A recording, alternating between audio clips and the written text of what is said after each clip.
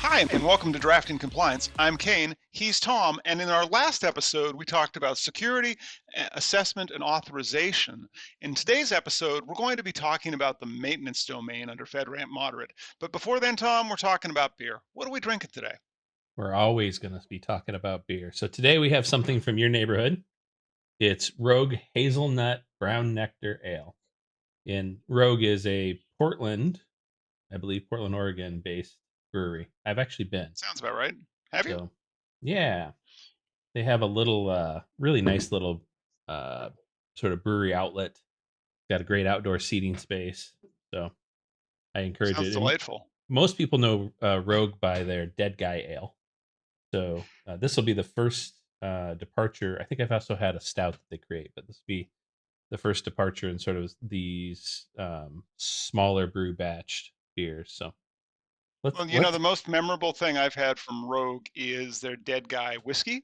yep. I think it was called Dead Guy whiskey. It is not the worst whiskey I have ever had, but it is memorably in the top 10, like worst things. Like it's pretty terrible. But still people around here seem to like it. So we'll have to see if this rates higher than Rogue's whiskey, which even though it's an affirmed whiskey drinker, I did not like. We opening this? All right, let's open it.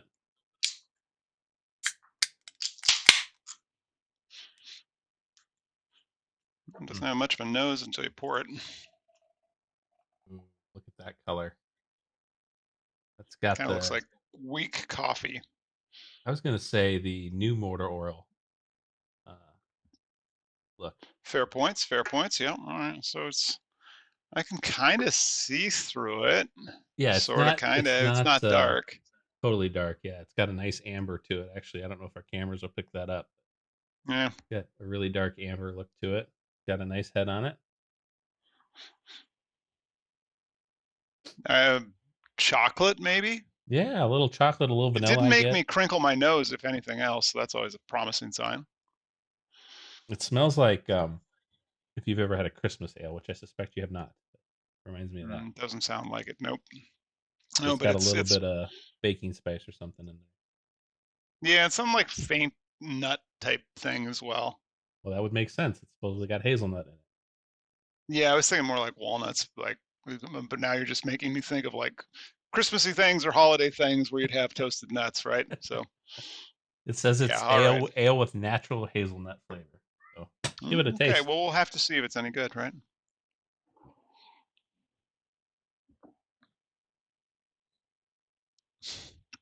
Oh god, that's disappointing.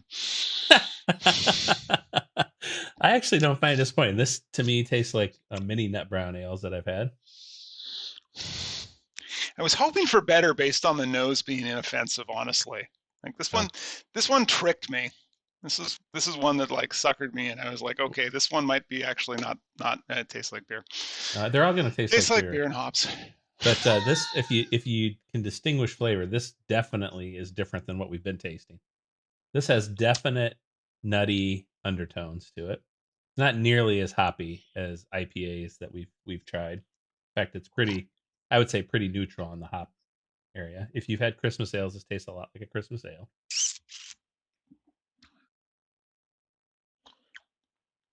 A little higher carbonated than I would have expected, but yeah, not a bad taste.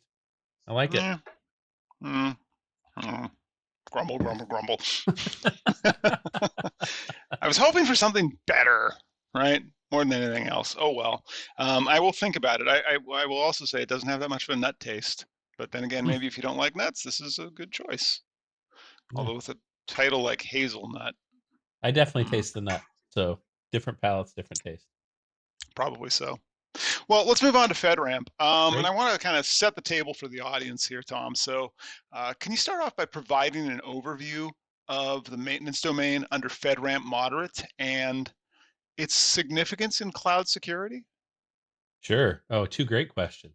So I would sort of answer the first part of that question as saying that the maintenance domain is really about who, what, when, where, uh, in terms of tracking what maintenance is occurring on your system components. So One thing that I want to make clear is when you read the regulations within FedRAMP, it's going to make you think of only hardware maintenance, and it Hmm. certainly has language that predispositions you to think that way. But this really applies to software, firmware, hardware. And so when you ask the question of how does it apply to uh, somebody who's in the cloud, it becomes a little murky because you split those responsibilities in the cloud. So, for instance, we position most of our boundary on Microsoft Azure. So, Microsoft Azure has responsibilities that we inherit, control responsibilities that we inherit from Microsoft Azure that take up big chunks of these controls, but it doesn't leave us without responsibility. So, we would still have responsibility for the maintenance that occurs within the infrastructure that's provided for Microsoft on top of the software and things like that. So, in our case, it's cluster and virtual storage and virtual network and those kinds of things. So, it And so let's definitely applies. actually tuck into those. Like let's get into some of those key controls. Because you've already touched on some. So uh, let's go through and see if there's any relevant questions for the key controls and requirements in maintenance that we as a cloud service provider would need to meet to achieve FedRAMP moderate. Sure. I mean, there's just a bunch of controls there that you've got to understand. So maybe at the highest level, it's important to understand that you are tracking the activity. So it doesn't matter what the activity is, but you have to track it. So that Right, and we've means, talked about that one before in yep, logging everything that we're doing. yep. So that means you have a log and you know who's doing what at what time. And I do want to point out that it should dovetail into some of your other controls in terms of change management things, right? So that's kind of the first step. The second step is you want to make sure you're in lockstep with controls around change management, for instance, because you Hmm. are deploying change into your environment when you're doing maintenance. But the next step is it predisposes that you have potentially external um, actors that are coming in to do some of the maintenance. Now, this really Hmm. makes sense when you think of the physical maintenance, right? You might have an HVAC guy come in on your data center floor, for instance, and you want to make sure that that person is a known person, has an escort. If he's coming in to where the information system might sit, you want to make sure that in the case where that person is bringing parts in or diagnostic equipment in, that diagnostic equipment and parts are vetted in some way. Right. So, for instance, there is very strict language that says you have to look at diagnostic equipment to make sure there's no malware Hmm. installed on top of it. So, those of you who remember the target breach will understand why some of that is important. Yes. Yeah. So, and then you have to demonstrate that you have monitored all of the maintenance that is occurring in your environment through every stage of it. So they're going to make you delineate out what are all of the variables that you're going to track in terms of Hmm. maintenance. So it's it's not one of the more cumbersome families of controls, but it's very specific in how you have to comply. Right, right, right. And you've spun off some questions there for me. I kind of want to talk about evidentiary requirements and patching, but it sounds like today I think we'll have less to talk about physical controls. But I want to go back to an earlier episode and line and cover this. So in your experience, like how can an organization effectively manage these risks associated with maintenance activities? And in maintenance activities, I'm including patching and vulnerability management. Sure. So, you know, I would guess you have to understand that dovetailing with configuration management matters a lot. And so you have to go through all of the SDLC process that you would go through for configuration management, right? So you're making sure that any change you're implementing, first of all, it either changes your base configuration and you account for that in the design of the base configuration, or if it doesn't, if it just is an upgrade to an existing module that is still okay within your configuration, you have to still track that you make that change, what the status of that change was, and then you have to do vulnerability vetting on top of that. So Hmm. once you've implemented some change into the environment, you scan for any new or potential vulnerabilities that have been introduced to the environment. So all of those pieces are still in play here. Certainly, they don't. They rely on the change management um, family of controls to totally vet it, but they're so tightly related. It's hard to talk about one without the other. Yeah, I could kind of imagine as such. So for viewers who are watching this and miss that on configuration management, I'd encourage you to go back and watch that one as well. But Tom, you talked a bit about physical components. So is it fair for me to set those aside to assume that the nice people who run the Azure data center are taking care of things like HVAC, as you said, or take care of failing hard drives?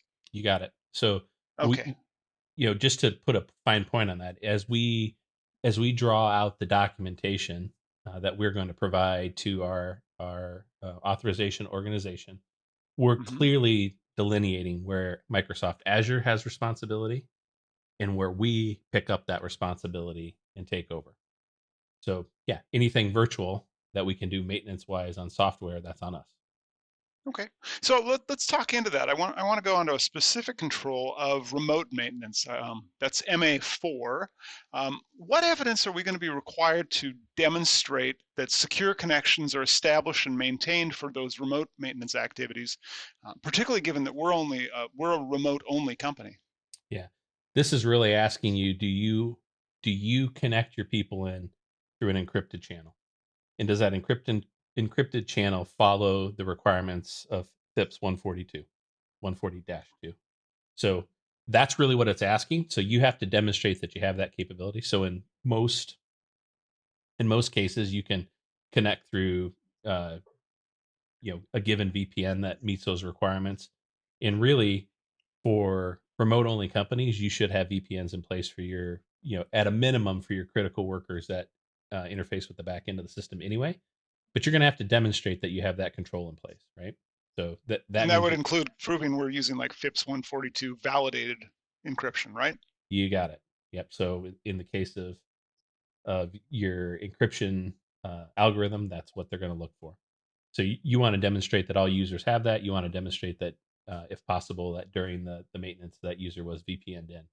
So that means you're going to scrape some valid data from the maintenance activity, or make them delineated inside of the documentation that they create. So you will create a change log associated with your maintenance that you can clearly describe what activity is being performed, but also how you've connected to it. Yeah, yeah. Let's go into that just a little bit, kind of as a final question. What are some of the artifacts or other examples of evidence that auditors are going to typically be looking for when they're assessing the effectiveness of our maintenance controls and their integration with the other controls in the FedRAMP moderate framework, like you'd said with configuration management, for example? Yeah, they're going to look at it holistically. So they're going to look at it and they're going to create um, cross relationships between other controls to make sure that when, for instance, you've done a maintenance that sits inside of your change management system, that your maintenance followed the requirements of configuration management. And you haven't created drift inside your baseline configuration. So all those things are important. Hmm. In a very myopic view of of the maintenance requirements, you're going to have to create very specific logs of the type of maintenance that is being done. So your change ticket associated with maintenance um, activities should have very specific data built into it: who, what, when, where, all of that, all of the critical data, and the ultimate result of it, and how you vetted the security. And it sounds like they'll also be asking for proofs, like we said earlier, about FIPS 142 encryption of VPN connections for remote maintenance activities, as well as probably having a change ticket to prove that the user doing it had authorization to conduct that activity, right? Correct. Yep. Yeah, Okay. I mean, if you look at change, your change management system manages most of that. So the Hmm. capabilities that you built out in change should say it's authorized by the information system owner, and security had an opportunity to review it and vet it. You bet. Okay. Well, this has definitely given me some thoughts for some future episodes as well around the authentication and identification of those remote system users. But I think we've covered everything we want to today around maintenance. So let's talk about the beer reviews. You liken this to motor oil, In view, which in in its picture, view, it yeah. definitely does not have it in viscosity. But I've got to ask Tom. Almost every other beer we've talked about, you said coats the tongue. Does this one coat the tongue? No, I wouldn't say it coats the tongue. Okay, I thank would say goodness. it's It's I'd not say it's just me pretty thinking thin. it's a bit thin. Okay, Yeah, I'd say excellent. it's We very agree on thin. something. Certainly, you said viscosity, but yeah, it doesn't have any particular thickness to it. I do say I really taste the nut in it, so I think the name is fitting. Give me your grade, Kane. What do you think? It's kind of a if I was to go to a hotel, let me rephrase that. If I was to go to a motel, fix a cup of coffee that had been double brewed and leave it out in the sun for a couple days, I think I'd get this flavor profile. Mm, It's kind of like old coffee that's got a little bit of bubble in it and a lot of bitterness. So not my favorite. I've got to find my favorite. I'm gonna give, and this one also was disappointing because I liked the name. mm, I'm gonna give it a 3 out of 10. okay. Well, I'm not nearly as harsh as you are. I think anybody who's been watching us knows that I prefer IPAs, probably to almost any kind of beer. So this isn't something that I'm necessarily going to seek out and buy. But if somebody offered me a free one in November, I'm not going to turn it down. So I'm going to give it a 5. I'm going to say that it is a little disappointing in character, but it lives up to its name and taste. It's definitely got a nutty taste to it, but it's a little thin for me and lacks a little bit of character for me. This is the closest we've come to on beer reviews so far, Tom. I don't think that's I true. gave it a 3. You gave it a 5. I think we actually didn't we. I think we scored the same on one beer. I'd have to go back and review, but I will be curious. I'm going to go back and look through the archives on that one. yeah.